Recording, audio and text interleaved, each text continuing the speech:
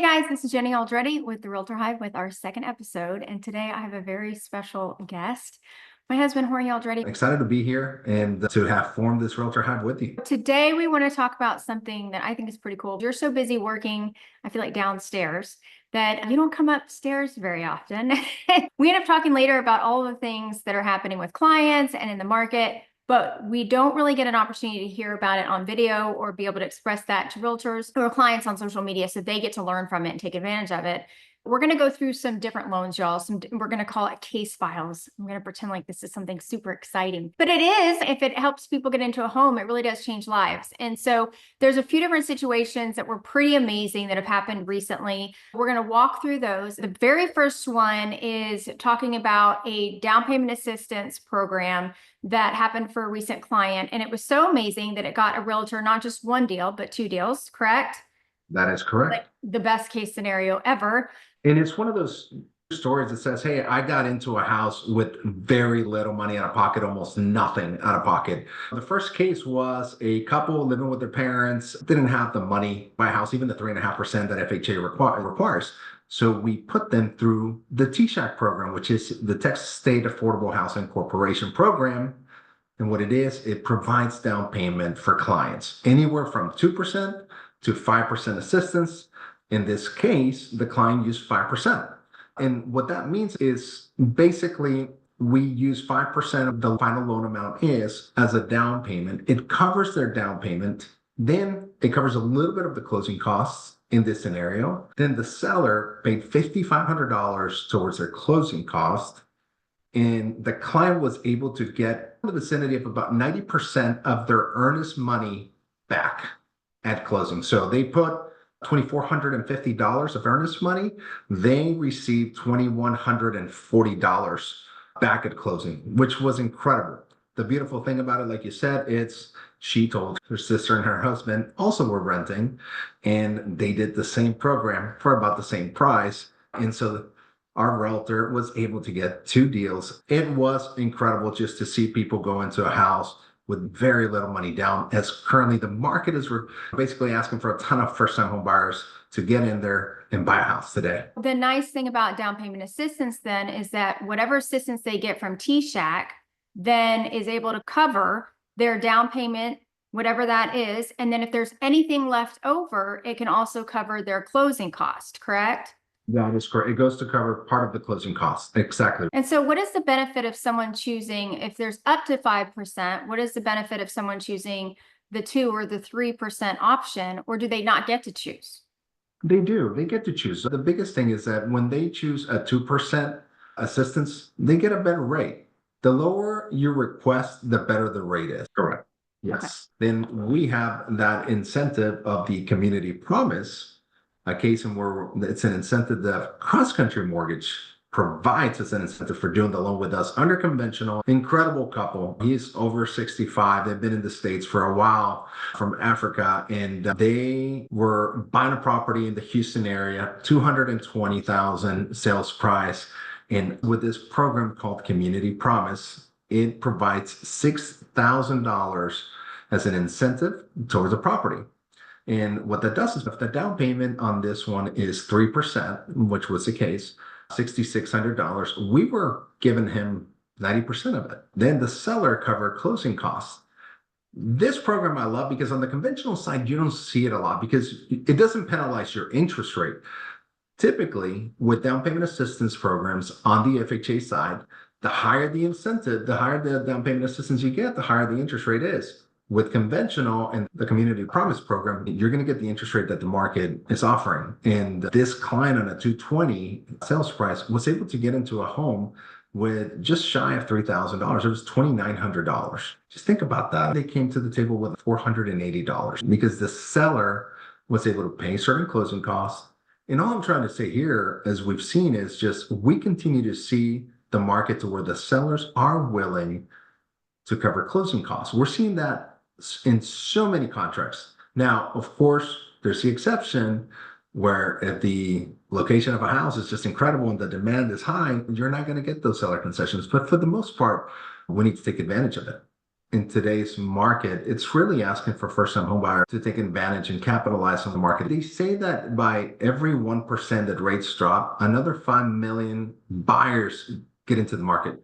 So imagine your competition. So if it drops to 6%, if it drops to 5%, now you're going to have 10 million more people in the market. They're ready to buy. They want to buy at 6% or they want to buy at 5%.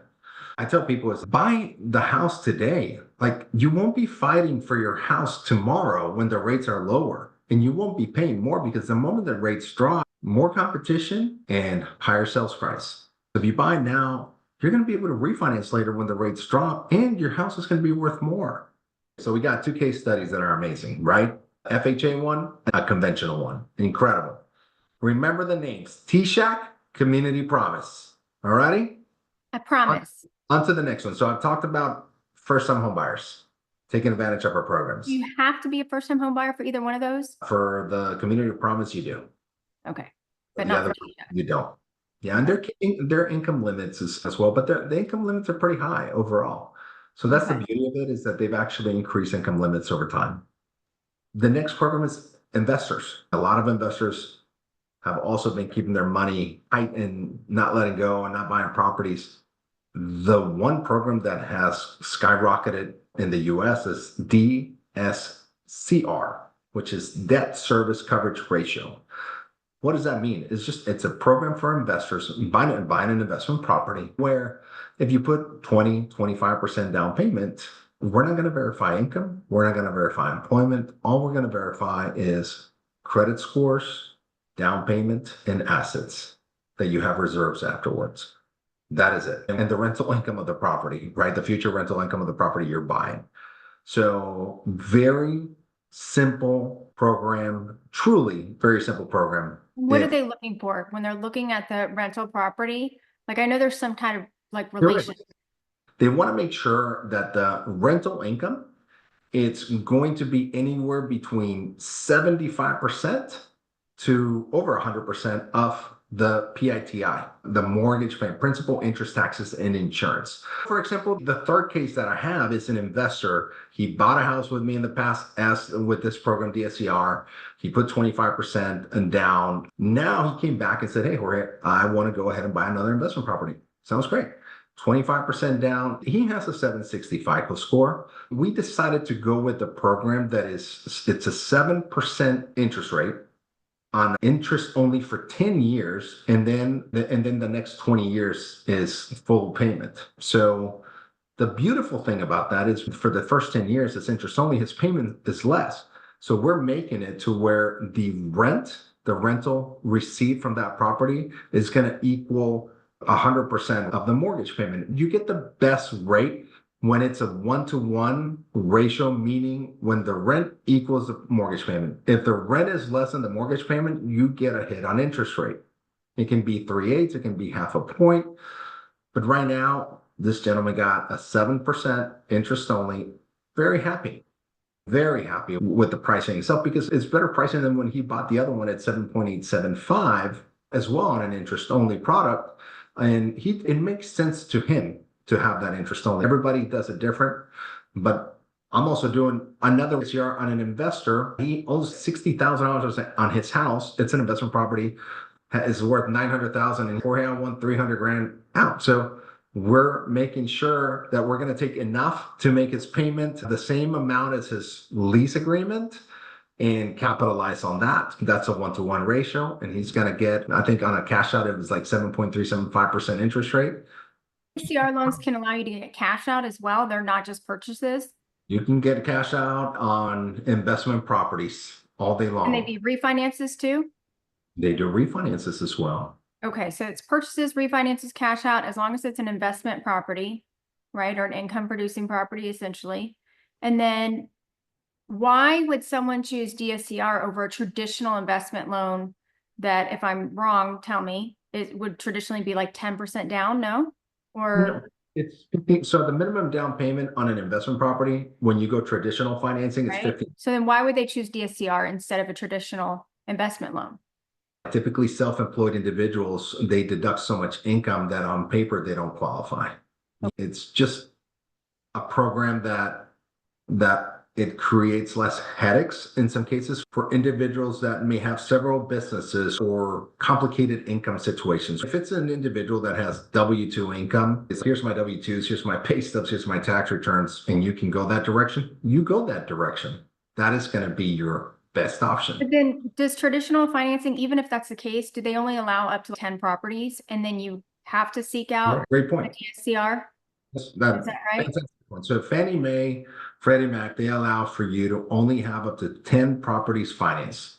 Now, if you have, let's call it, if you already have 10 properties financed and then you're going to go and rent the current property you live in and buy a primary residence, you can do that all day long. And then you can turn that one into an investment, go buy another primary. They don't have a problem with that. It's that they just won't allow you to buy another investment property if you already have 10 properties financed. With DSCR, you can put this one under your LLC name, under your name. It doesn't matter. You can have 20, 30, 40 finance. It's unlimited finance properties in this portfolio program that we offer. And do you recommend that they buy it under their personal name first and then put it in their LLC after closing, or buy it in their LLC first and then just close in the LLC? The beautiful thing is that if they can just put it under the LLC from the get-go, if that's what they truly want to do, they can do it right away. It's simple to just, it costs you a couple $100 to create an LLC, if I'm not mistaken. And you can put it under the LLC immediately. We just need that LLC those documents before closing so we can get that LLC approved by the underwriter. Traditional financing in the past, you recommended, I remember, that someone buy it in their personal name first and then close in LLC. What was the reasoning for that? Or was that a completely different model? And get the better rate and get the better deal. And that's what I would say. If they're a client that qualifies what we call a full documentation loan, just traditional financing, buy that property under your individual name. And then you can transfer it to an LLC as long as the LLC, the members of it, is the same as the individuals that bought the property. That's typically, from what I understand, Fannie Mae likes to see it. But that's the only reason I would tell people buy it under your individual name, because it is a better deal for the most part. For the most part, not all the time. Or is that they don't have to have income verification No or way. employment verification? They really look at what is the property going to bring in as far as rental income goes, and they compare that to the mortgage payment and they check your credit. Correct. And then obviously you have a higher down payment. Yeah, your assets, exactly. Your assets to check the down payment that you're going to have reserves after that. And they typically ask for 6 months of reserves, which means 6 months of your principal, interest, taxes, and insurance. So if your mortgage payment is going to be $3,000, they want to make sure that after you put your cash to close on buying the property, you have an extra $18,000 after you close on the loan.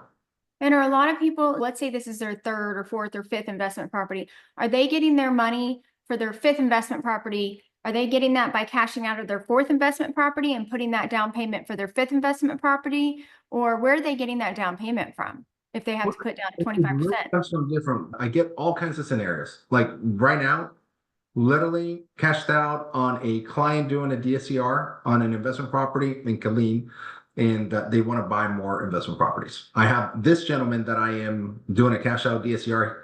He's going to get $300,000, and he's Jorge, I want to buy 2 to 3 more properties using this money. That's what the money's for, right? That they have the equity, so might as well use it. And other people just have it, and it's like, hey, I came across a bonus or whatever. It's whatever, they got their money. I have my savings. I'm looking at investing in another property. They use their own funds from their immediate funds, right? Liquid cash that they have. But I'm seeing more and more DSCR cash outs to be able to access that money and buy more properties. And I'm excited for this gentleman. I haven't even said it, but he lives in Mexico and he bought a property as an investment here in Austin, right? And it's really cool to see. It's like we have had it for 14 years. I owe $68,000 on it. It's worth 900 grand. Incredible. I want to get money off of it and I want to buy more properties. So it's what we call, it's a DSCR foreign national program product. This guy's going to be buying properties from Mexico with a trusted agent. And now I'm his trusted lender because we were introduced. And so I'm excited to work with him on that. It opens up a whole new set of clients for realtors to market to, that you're not just marketing to people here within the US, but people who want to invest from abroad into the US. Worldwide, baby. I'm worldwide now. Worldwide. Worldwide. Who said Yeah, singer? Pitbull, Like that baby. Pitbull? I know.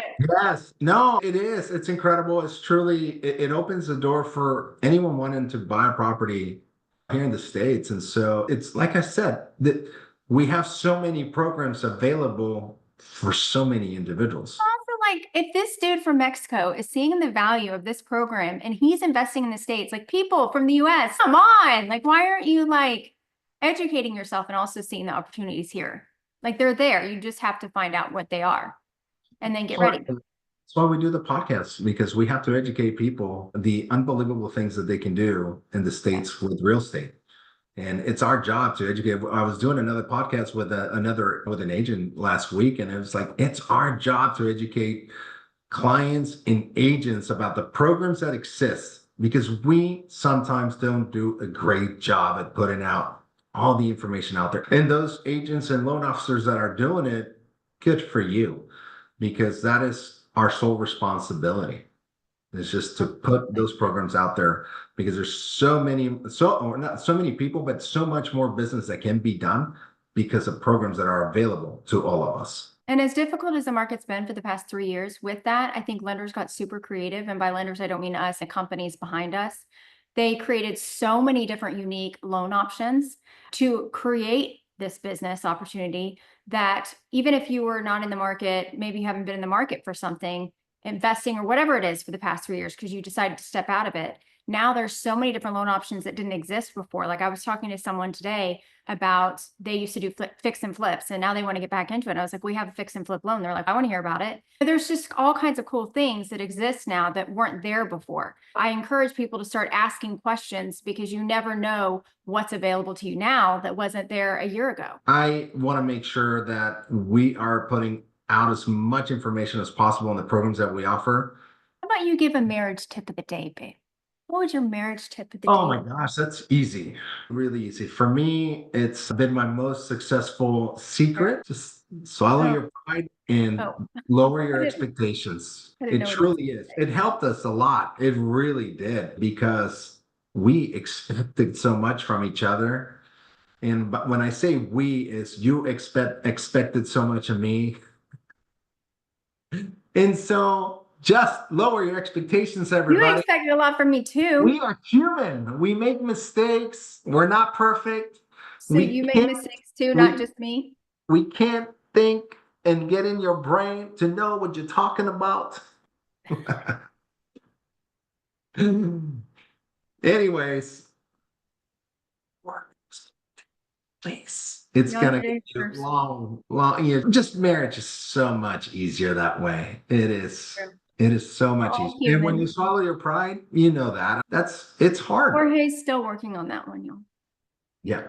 Yeah, I am just a horrible person. But that is a marriage tip of the day. So you can keep your house with your spouse. Yeah. Thank you, baby, so much for being Yeah, here. no, thanks for having me here on your second episode. If people want to get in touch with you, where can they find you? They can come knock on my door, send me the link. Please They don't. just look, I love, of course, calls, but intro text with clients when you have a lead, those are the best ones, because we're all in the same thread. But if you want to reach out to me, a call or a text, I answer quickly. Typically, texts are the fastest, of course, because we sometimes are so busy on the phone. We will make sure to get a hold of you as quick as possible. And I'll make sure to put that information. And as always, if you're a realtor, make sure you join us on Facebook and the group, the Realtor Hive, so we can help you with your online and your community marketing. And once again, this is Jenny and Jorge Aldrete. Thank you so much for being here. Bye, y'all.